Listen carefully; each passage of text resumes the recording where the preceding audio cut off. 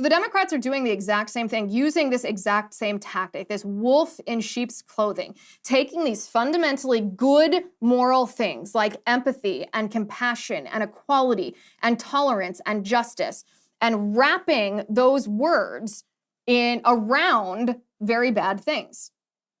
And they do this because inherently this human conscience that the Satanic Temple, I suppose, ironically refers to, this human conscience is formed by what? What is the human conscience? The human conscience is formed by an inherent idea of right and wrong, an inherent idea of natural order. Now, yes, I'm referring to a creator. I'm referring to a God-given idea of right and wrong, but we all have that. We all have that conscience. You can dull that conscience, you can ignore that conscience, you can retrain that conscience, but inherently we are not born without an idea of right and wrong. We know right from wrong. It's just a matter of whether we are trained to exercise that properly or not.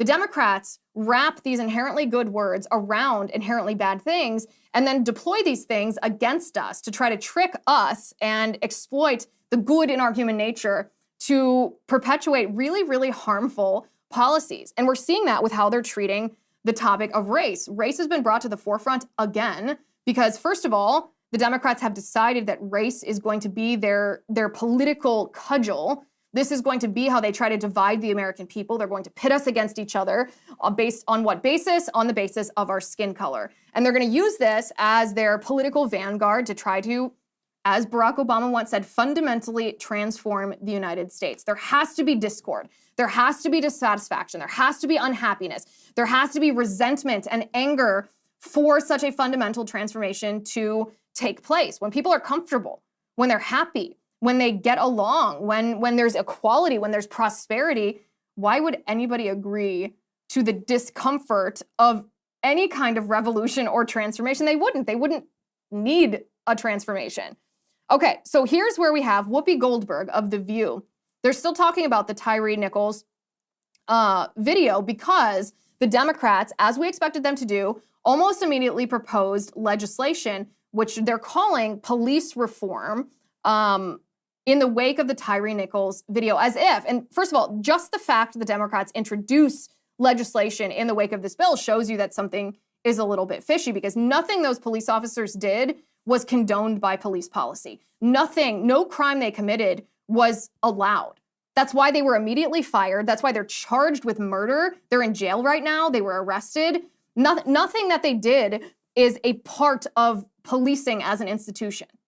Nothing. It was a violation of the responsibility and the oath that they swore to protect the community and uphold people's inherent human rights. But the Democrats don't want you to think about that. What they want you to think about is they want you to think about that video that they showed 100 times. They want you to feel the pain and the agony of this man and his family, this man who was murdered and his family, and then they want you to accept this so-called police reform bill without looking at it, thinking that it will prevent crimes like the one committed against Tyree Nichols.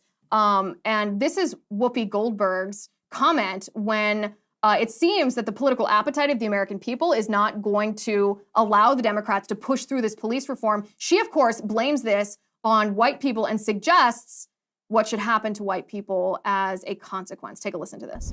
If it's a white policeman or a black policeman, it is a problem in the police, in the policing itself.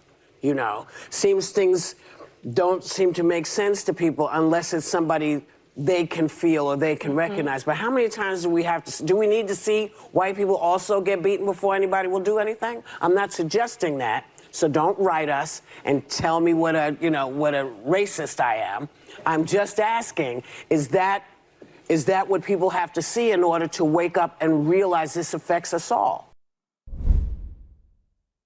I would humbly suggest that you do go ahead and email Whoopi because when I first watched that video, I got to tell you, I had a little evolution of thought process here. At first, I thought, okay, well, this language that Whoopi Goldberg is using sounds a lot like the neo-Marxist racialized or the racialized Marxism that we talk about all the time. Hi guys, it's Liz Wheeler. Don't forget to watch my show, The Liz Wheeler Show, every night at 7 p.m. on the First TV. You can download the free First TV app, or you can visit thefirsttv.com/Liz and start watching today.